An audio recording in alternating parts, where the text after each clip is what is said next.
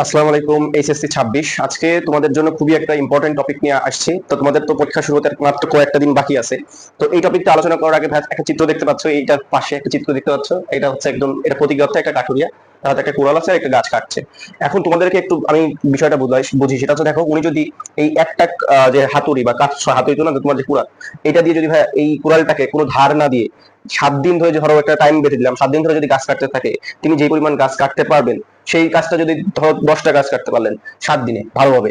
এখন তিনি যদি ওই কাজটা না করে একদিন কাজ কাটার পরে পরের দিন সকালে বা একটা নির্দিষ্ট টাইমে কোলটাকে ধার দিয়ে সেটা দিয়ে আবার গাছ কাটতেন, তো এইভাবে 7 দিনে অবশ্যই তিনি 10টার বেশি কিন্তু গাছ কাটতে পারবেন। তো এই সিনারিওটা তোমাদের কেন বললাম, এই সিনারিওটা তোমাদের বললাম যে তোমাদের হাতে আমার হয়তো 30 দিন সময় বা অল্প কিছুদিন সময় আছে, কিন্তু এই সময়টাকে যদি তোমরা এভাবে ভাবো যে এটাতে আমার কিছুই হবে না বা কি করবো এই কয়টা দিনে, মানে হাইতাস করে যদি কাটাও, তাহলে কিন্তু তোমরা মহা বিপদে পড়বা। সেই জন্য তোমাদেরকে ভাই এই ডেমোটা দেখালাম। এবং এই ক্ষেত্রে তোমাদের যে এমসিকিউ কিছু ট্রিপস আজকে আলোচনা করবো আজকে, এই টিপসগুলো যদি ভালোভাবে ফলো করতে পারো, ইনশাল্লাহ বলতে পারি তোমাদের এইচএসসি মূল যে পরীক্ষা আছে, তুমি আমি 25 দিতে দিচ্ছি না, কারণ এখন তো টাইম পাই শেষের দিকে, কিন্তু আমি আশা করি ইনশাল্লাহ 20+ তুমি পাবা, 20-এর আশেপাশে নাম্বার পাবা। আর যারা টপ লেভেলের আছে তারা তো অবশ্যই সবই পাবা, 25-25-এর কাছাকাছি নাম্বার পেয়ে যাবে ইনশাল্লাহ। সো দেখো ভাই, প্রথম ট্রিক্স যেটা আছে সেটা হচ্ছে ওভারঅল সিলেবাস ম্যাপিং করা। তো এই যে সিলেবাস ম্যাপিং এর বিষয়টা আমি একটু বলে দিই। দেখো যে তোমাদের এখন উচিত হবে 30 দিনে, তোমাদের যদি এরকম স্টুডেন্ট থাকো যে কিছুই জানো না যে তোমার এখন কোন সাবজেক্টে কোন সিলেবাস কোথায় বাকি আছে না আছে, তাহলে ভাই সবার আগে তোমার দায়িত্ব হবে হচ্ছে এই লাইনগুলো বাদ দিয়ে আগে এই কাজটা করে, ভিডিওটাই বাদ দিয়ে ভিডিওটা কেটে দিয়ে তুমি তোমার সাবজেক্টে যাও, সাবজেক্টে দেখো তোমার কোন জায়গায় সমস্যা আছে, সেগুলো ম্যাপিং করো সুন্দরভাবে। তারপরে তোমার ডিরেকশনটা ঠিক হয়ে গেল যে তোমার এখন এইগুলো করা লাগবে, তোমার মানে দায়িত্বটা ঠিক হয়ে গেল যে তোমার এইগুলো করা লাগবে এখন। তারপরে তুমি আগাবা, এই বাকি পয়েন্টগুলো দেখবা। সবার আগে তোমার সাবজেক্ট বা ওভারঅল সিলেবাস ম্যাপিং, কোন জায়গায় দুর্বল পার্ট, কোন জায়গায় তোমার একটু পড়া হয়েছে, কোন জায়গায় একটু বাকি আছে, কোন জায়গায় সব হয়েছে, এগুলো আগে ম্যাপিং করবা। ম্যাপিং করা যখন হয়ে যাবে ভাইয়া, তারপরে তোমার বুঝতে হবে এমসিকিউ এর জন্য সাবজেক্টের ডিমান্ড বোঝা। সাবজেক্টের ডিমান্ড বলতে কি বোঝাচ্ছি, দেখো তোমরা যদি বিগত বছর প্রশ্ন হয়তো দেখছো বা কলেজে তোমাদের প্রশ্ন আসে, সেখানে দেখবা ফিজিক্স যেটা আর কি আছে, তোমার ফিজিক্স আর ম্যাথ, ঠিক আছে, ফিজিক্স অ্যান্ড ম্যাথ, এই ফিজিক্স আর ম্যাথ থেকে ম্যাক্সিমাম দেখা যায় তোমার নির্দিষ্ট টাইপ ভিত্তিক প্রশ্ন আসে। টাইপ ভিত্তিক অর্থাৎ তোমার যে বন্ধু বা তুমি যদি টাইপ ভিত্তিক ভাবে এদের সলভ করে যাও, সবচেয়ে ভালো করার উপায় কিন্তু টাইপ ভিত্তিক। এবং আমি তো অ্যাডমিশন দিছি, তোমার অ্যাডমিশনের ক্ষেত্রেও দেখবা যে টাইপ ভিত্তিক ভাবে তুমি যত ভালোভাবে করতে পারবা, রেজাল্ট আউটপুটটা বের করতে পারবা, কারণ এখানে তো অনেক ডাইভার্স, অনেক বেশি আছে। কিন্তু তুমি যখন এটাকে একটা টাইপের মধ্যে ফেলবা, তখন মনে করো যে এটা তোমার একটু ক্লিয়ার হয়ে যাবে, অনেকখানি ক্লিয়ার হয়ে যাবে যে এইখান থেকে এই টাইপ থেকে, যেমন তোমার ফিজিক্সের ক্ষেত্রে যদি লক্ষ্য করো, ডট গুণন একটা টাইপ, ক্রস গুণন একটা টাইপ, নিউটনের মেকানিক্সে এরকম কিছু টাইপ আছে, ঘাত বল, এরকম বিভিন্ন টাইপ আর কি আছে। তো যখন তুমি একটা কনসেপ্ট টাইপের ভিতরে আনবা, তখন কি হবে যে তুমি জাস্ট ওই টাইপটা যদি পেরে যাও, তাহলে ওখান থেকে ঘুরাই পেঁচায় যতগুলো প্রশ্ন দিক না কেন, সব কিন্তু তুমি পারবা। তো অবশ্যই ফিজিক্স আর ম্যাথের ক্ষেত্রে দেখবে যে তোমার টাইপ ভিত্তিকটা যদি কনসেপ্ট গুলো ভালোভাবে শেষ করো, অবশ্যই তুমি অনেক ভালো আউটপুট পাবা। কিন্তু কেমিস্ট্রি আর বায়োলজির ক্ষেত্রে, কেমিস্ট্রি আর বায়োলজির ক্ষেত্রে বিশেষ করে বায়োলজির ক্ষেত্রে তো তোমার মনে করো থিওরিটা বেশি আসে, থিওরিটা বেশি আসে, এবং কেমিস্ট্রির ক্ষেত্রে আসলে মোটামুটি আমাদের বোর্ড পরীক্ষায় গতানুগতিক ভাবে থিওরিটাই বেশি প্রায়োরিটি দেয়, ঠিক আছে, এই দুইটার ক্ষেত্রে, কেমিস্ট্রি আর বায়োলজির ক্ষেত্রে। বায়োলজির ক্ষেত্রে তো থিওরি সব, কিন্তু কেমিস্ট্রির ক্ষেত্রে দেখা যাচ্ছে যে তোমার বিগত বছরগুলোতে অধিকাংশ সময় থিওরিতে করে। থিওরি বায়োলজি আর কেমিস্ট্রির ক্ষেত্রে মেন ইম্পর্টেন্ট যে লাইনগুলো আছে সেগুলো ভালোভাবে পড়বা। এবং কেমিস্ট্রির ক্ষেত্রে কিছু টুকটাক ম্যাথ আছে, ওই ম্যাথটা ভাই তোমার মোটামুটি ফিজিক্স আর ম্যাথ যদি ভালোভাবে পড়ো, কেমিস্ট্রি ওই ম্যাথের কনসেপ্টগুলো ভালোভাবে যদি জানতে পারো, ইনশাআল্লাহ ফিজিক্স আর ম্যাথে যেভাবে বললাম টাইপ ভিত্তিক সলভ করা, বারবার সলভ করা, ওটা করতে থাকলে কেমিস্ট্রিতে এটার জন্য তুমি ইতিবাচক একটা ভালো প্রভাব পাবা।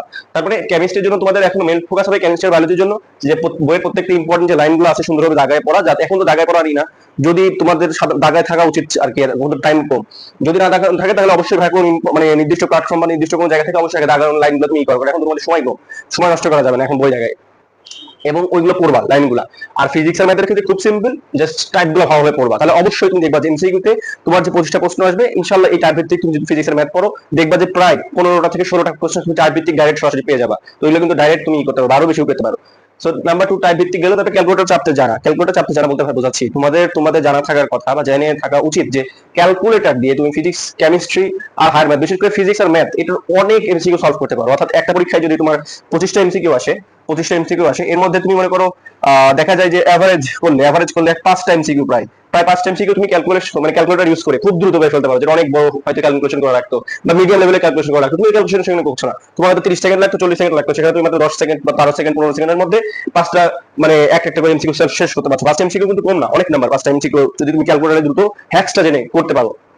ফিজিক্সের ক্ষেত্রে, ম্যাথের ক্ষেত্রে ভেক্টর টেক্টরের ক্ষেত্রে, তারপরে তোমার যে ডিফারেন্সিয়েশন ইন্টিগ্রেশনের কিছু ডাইরেক্ট বসানো যায়, তারপরে তোমার লিমিটেড যে ইগুলো আছে, তারপরে তোমার যে ইকুয়েশন গুলো আছে, যেমন তোমার বহুপদী বা দ্বিপদী বিস্তৃতি এইগুলো কার্যক্রম গুলো আছে, যেগুলো ডাইরেক্ট তোমার বাসায় কাজ করা যায় কমপ্লেক্স নাম্বারের ক্ষেত্রেও। তো এইগুলা অবশ্যই তুমি সুযোগ নিবা, এই সুযোগটা তোমার যেহেতু আছে বোর্ড পরীক্ষা, এবং তোমার যারা ইঞ্জিনিয়ারিং প্রস্তুতি নিবা তোমার পরবর্তীতে যদি এটা অ্যাডমিশনের পরে হিসাব, কিন্তু ওখানে কিন্তু তোমরা ক্যালকুলেটর ইউজ করতে পারবা। সো এখন আর কি যদি এটা ভালোভাবে করতে পারো, এই 30টা দিন বা এই কয়টা দিন ভালোভাবে কাজে লাগাতে পারো, ক্যালকুলেশন হ্যাক্সটা একটু বিল্ড আপ করতে পারো, তাহলে অবশ্যই তোমার কিন্তু ব্রেনটাতে ধার হবে। তোমার মনে রাখবা যে এগুলো কিন্তু তোমার বিথা যাবে না। অবশ্যই তুমি অন্য যারা করছে না তাদের চেয়ে অবশ্যই আগে থাকবে, এবং অনেক ছেলেপেলে এগুলো করে না, ক্যালকুলেশন হ্যাক ভালোভাবে গুরুত্ব দেয় না, কিন্তু ক্যালকুলেশন হ্যাক করলে অনেক টাইম তোমার বাঁচে। সুতরাং অবশ্যই এই ভিডিওটা যদি দেখো তোমার ক্যালকুলেশন হ্যাক না করে থাকো, অবশ্যই ক্যালকুলেশন হ্যাকের বিষয়ে সতর্ক হও, এবং এখন থেকে তোমার প্রত্যেকটা সাবজেক্টে কি ধরনের ক্যালকুলেশন হ্যাক আছে, বিশেষ করে ফিজিক্স আর কেমিস্ট্রি, ম্যাথ, সেগুলো ভালোভাবে দেখে শুরু করবা।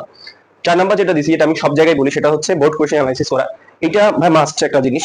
এটা মাস্ট কেন বলছি, তুমি ধরো সবাই কিন্তু টার্গেট থাকে, তুমি লো লেভেল স্টুডেন্ট হও, হাই লেভেল স্টুডেন্ট হও, সবার টার্গেট থাকে কি ভাই এসএসসি পরীক্ষায় এমসিকিউ এর ক্ষেত্রে যদি আলোচনা, যেহেতু এমসিকিউ তে আমি টপ করবো, এমসিকিউ তে আমি 20 পাবো 25 পাবো, বোর্ড প্রশ্ন সলভ করে তোমাদের এবারও বলতে পারি, তোমাদের এসএসসি পরীক্ষায় এবার বোর্ড কোশ্চেন থেকে 70 to 80% প্রশ্ন কমন থাকবে প্রত্যেকটা বোর্ডে, 70 to 80% প্রশ্ন কমন থাকবে প্রত্যেকটা বোর্ডে, এবং এটা প্রত্যেকবার থাকে। হ্যাঁ, এখানে পার্থক্যটা হয় কি একটু বোঝো, পার্থক্যটা হয় হচ্ছে মাঝে মাঝে দেখা যায় ধরো ফিজিক্সে তোমার হয়তো ম্যাথ বেশি দিত, তো এবার একটু থিওরি বেশি দিল, কিন্তু দেখবা যে থিওরি গুলো দিবে ওগুলো কমন থিওরি, হয় কমন থিওরি। তোমার পজিশনের এসএসসি প্রশ্ন দেখো, এসএসসি যে প্রশ্নগুলো আছে যেগুলো দিবে, ওগুলো কিন্তু হয়তো একটু প্যাটার্নটা চেঞ্জ করতে পারে, কিন্তু কোশ্চেন আমি বলছি বোর্ড কোশ্চেন, মানে কোশ্চেনগুলো অ্যানালাইসিস করলে বোর্ডে যে কোশ্চেনগুলো প্রিভিয়াস আসছিল সব বোর্ডে 10-15 বছর তুমি সলভ করো এনাফ, তুমি কমপক্ষে 10 বছর সলভ করার চেষ্টা করবা, দেখবে ওইগুলো ঘুরে ফিরে, ওগুলো থেকে যে টাইপগুলো আছে সেগুলো থেকে দেখা যাচ্ছে ঘুরে ফিরে আসছে।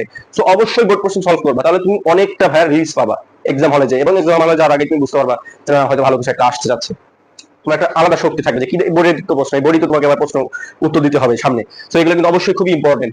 নাম্বার 5 যেটা আছে ভাই, ডেমো প্র্যাকটিস করা। এটা নিয়ে সবসময় আমি বলে থাকি, আমার সাবজেক্ট ভিত্তিক যে রিভিউগুলো আছে চ্যানেল দিছি, সেখানে আমি বলছি ডেমো প্র্যাকটিস করলে কি হয়, যে তুমি যেটা করতে যাচ্ছ সেটা করার আগে যদি তুমি কয়েকবার প্র্যাকটিস করে নাও নিজে থেকে, তাহলে তোমার মধ্যে একটা আলাদা লেভেলের কনফিডেন্স বিল্ড আপ হবে। দেখো আমরা সব ক্ষেত্রে আমি বলি যে ভাই এটা প্রবাবিলিটি বাড়াতে পারি, যে এটা যে হবে সেটা কিন্তু বলতে পারছো না, কিন্তু তুমি ভালো করতে গেলে, তুমি প্রবাবিলিটিটা বাড়াতে গেলে তোমাকে অবশ্যই এখানে একটু এক্সট্রা এফোর্ট দিতে হবে। এই এক্সট্রা এফোর্টটা হচ্ছে এই ডেমো প্র্যাকটিস করা।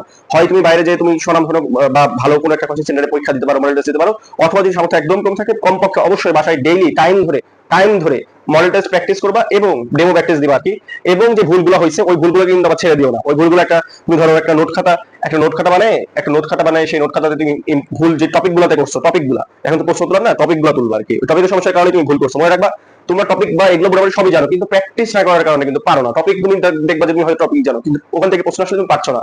তো এটার ক্ষেত্রে কি করবা, প্র্যাকটিস বেশি বেশি করে করবা, প্র্যাকটিস বেশি বেশি করে করলে অবশ্যই ইনশাআল্লাহ ওই টপিকটা তোমার ভালোভাবে সলভ করতে পারবা সামনে যে কোনো প্রশ্নে।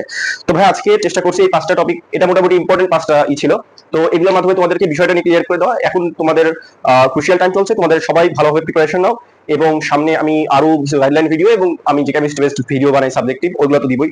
তো সামনের ভিডিওগুলো দেখার জন্য আমন্ত্রণ থাকলো। আসসালামু আলাইকুম।